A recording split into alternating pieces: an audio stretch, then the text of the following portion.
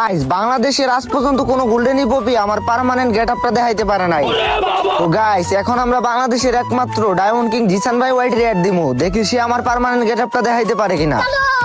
ভাই, আপনি যদি আমার পার্মানেন্ট গেটআপটা দেখাইতে পারেন তাইলে আমি আপনাকে 10,000 ডায়মন্ড গিফট করবো। কি বলেন সাকিব ভাই, আপনি যে পার্মানেন্ট ড্রেসআপটা পরে থাকেন ওটা যদি হুবহু দেখাইতে পারি তাহলে আপনি আমাকে 10,000 ডায়মন্ড গিফট করবেন? হ ভাই। আহারে সাকিব ভাই, আপনি আপনার চ্যালেঞ্জটা ফিরায় নেন।